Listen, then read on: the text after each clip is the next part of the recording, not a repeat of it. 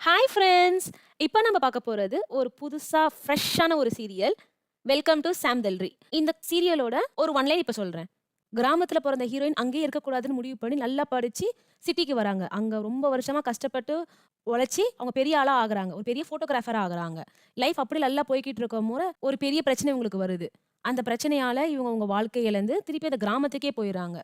அவங்க வாழ்க்கை அவங்களுக்கு எப்படி திருப்பி கிடைக்குது? அவங்க மேல ஏற்பட்ட வதந்திகள அவங்க எப்படி முறியடிக்கிறாங்க? இதுதான் இந்த சீரியலோட கத. இப்ப நம்ம இந்த சீரியலோட ஃபர்ஸ்ட் எபிசோட் நம்ம பார்க்கலாம். ஸ்டார்ட்டிங் எடுத்தோனே ஹீரோயின காட்டுறாங்க. அவங்க செம்ம ஸ்டைலா, மாஸா ஒரு இடத்துக்கு போயிட்டு இருக்காங்க.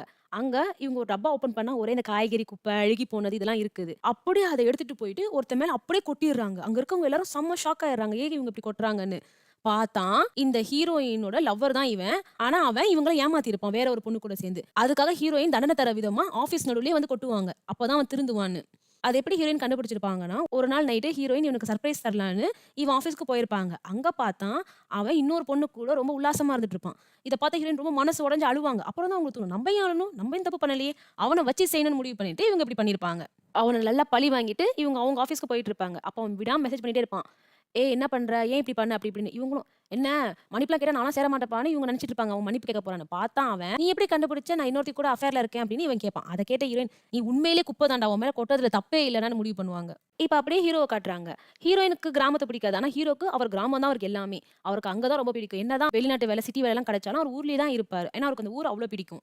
அவர் அந்த ஊர்லயே வானிலை ஆய்வாளரா இருப்பாரு. ஆனா இவர் சொந்த ஆஃபீஸ்லயே இவர் உள்ள சேர்க்க மாட்டாங்க. ஒரு முக்கியமான மீட்டிங் வந்துச்சுன்னா. ஏன்னா இவர் பண்ற வேலைகள் அப்படி. அங்க பெரிய பெரிய ஆளுங்க கிட்டயே போயிட்டு, "டேய் நீ தான் நான் சொன்னா கேட்க மாட்டியா? இன்னைக்கு மழை பெய்யும்னு சொன்னா நீ மழை பெய்யாதுங்கிற, மழை பெய்யும்டா, மழை பெய்யும்டான்னு" கத்துவாரு.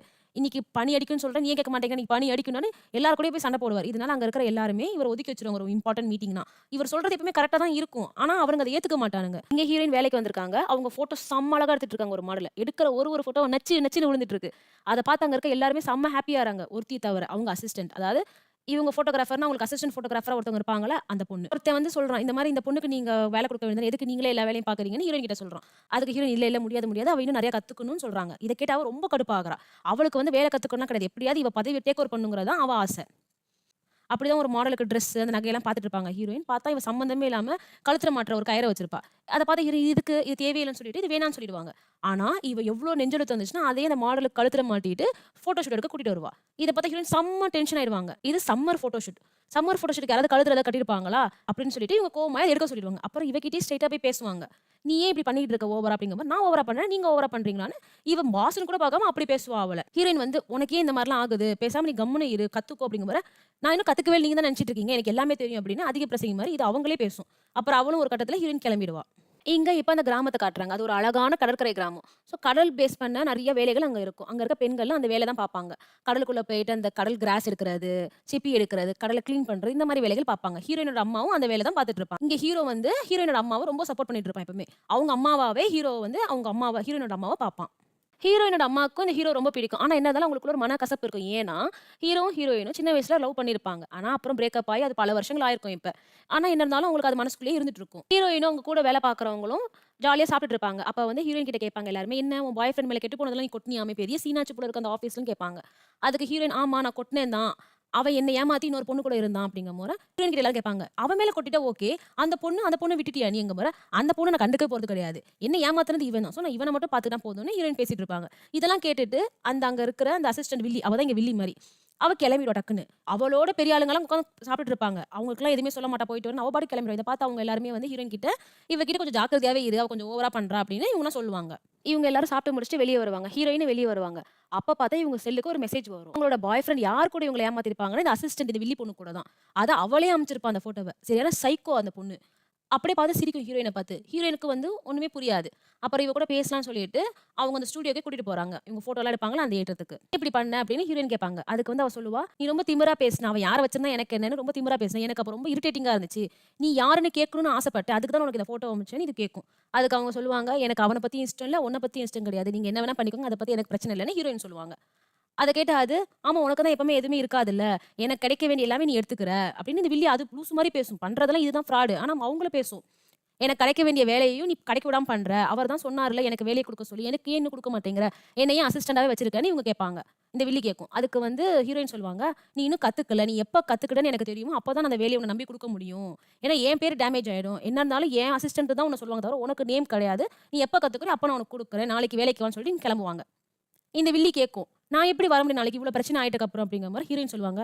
"நம்ம ரோட்ல ஒரு சாணிய மிதிக்கிறோம். அதுக்காக நம்ம என்ன அங்கேயேவா வந்து உட்காந்துறோம்? இல்லையே, அத தொடச்சு போட்டு கிளம்பிருவோம்ல. அதே மாரி எங்க 2 பேரும் அப்படிதான். நான் உங்கள தொடச்சு போட்டு போயிட்டே இருப்பேன். நீங்கலாம் ஒரு பெரிய விஷயமே கிடையாது. அதே மாரி நீயும் வாழ்ந்துக்கோ" அப்படின்னு இவங்க கிளம்பிடுவாங்க. இத கேட்டு அவ செம்ம கடுப்பாயிடுறா. அவ சரியான அட்டென்ஷன் சீக்கர் மாரி. அவ பண்றதெல்லாம் ஹீரோயின் பார்த்து அழணும், இது பண்ணுங்கிறது அவளோட எய்மா இருந்துச்சு. ஆனா ஹீரோயின் அப்படி நடந்துக்கணும்னே இவ ரொம்ப ஒரு மாரி ஆகுறா. ஹீரோயின் என்னதான் அவ ரொம்ப கெத்தா நடந்துக்கிட்டாலும், அவங்களுக்கும் மனசு இருக்குல்ல. ரொம்ப போய் அழுவுறாங்க. தனியா போயிட்டு குடிச்சு, குடிச்சு அழுதுகிட்டே இருக்கிறாங்க. ஏன் இப்படி ஆகுது? எனக்கு மட்டும் ஏன் இப்படிலாம் நடக்குதுன்னு ரொம்ப ஃபீல் பண்றாங்க. ஃபீல் பண்ணிட்டு வீட்டுக்கு போறாங்க. அங்க வீட்டுக்கு போனவங்க சும்மா ஒண்ணும் போல. பயங்கர கலவரம் பண்றாங்க. இவங்க கூட இவங்க அக்கா, தங்கச்சி 2 பேருமே வாழ்றாங்க. இவங்க தங்கச்சிக்கு ஒரு பொண்ணு இருக்கும். இவங்கலாம் ஒண்ணா ஒரே வீட்ல வாழ்றாங்க. மறுநாள் ஹீரோயின் எழுந்துச்சு பார்க்குறாங்க. நியூஸ்ல வந்து அந்த அசிஸ்டன்ட் வில்லி வந்து செத்து போற ட்ரை பண்ணியிருக்கா. சூசைட் பண்ண ட்ரை பண்ணியிருக்கா. போலீஸ்லாம் சேர்ந்து அவள காப்பாத்துறாங்க. அவ ஏன் தற்கொலைக்கு முயற்சி பண்ணியிருக்கான்னா, ஹீரோயின் வந்து ரொம்ப அவள வந்து கேவலமா பேசியிருக்காங்க. கேவலமா நடத்தியிருக்காங்க. இத தாங்க முடியாம அவ தற்கொலை பண்ணியிருக்கா. அது மட்டும் இல்லாம, இவங்க 2 பேரும் பேசினதெல்லாம் ரெக்கார்ட் பண்ணிட்டு இருப்பா. அதுல ஹீரோயின் பேசின டயலாக்க மட்டும் கட் கட் பண்ணி பண்ணி, என்னமோ ஹீரோயின் வந்து இவள சாணின்னு சொன்ன மாரி, இவள ரொம்ப அசிங்கமா பேசின மாரி போட்டு காட்டிர்றா. மத்த எல்லாருக்குமே. இத பார்த்துட்டு அங்க இருக்க எல்லா மக்கள், மொத்த ஊருமே ஹீரோயினுக்கு அகைன்ஸ்ட் ஆறாங்க. ஹீரோயின வந்து சுத்தமா ஒதுக்குறாங்க. அவங்க மேல நெறைய கேஸஸ் ஃபைல் ஆகுது. அவங்க வச்சிருந்த நெறைய ப்ராஜெக்ட்லாம் அவங்கள விட்டு போகுது. இவங்களுக்கு வந்து நியூயார்க்லயே வந்து ஒரு அவார்ட் செரமனி இருக்கும். இவங்களுக்கு அவார்ட் தர்றதுக்கு. அதுவும் கேன்சல் பண்ணிர்றாங்க. ஏன்னா, இவங்க வந்து இவ்ளோ மோசமானவங்க முறை யார் பண்ணுவாங்க?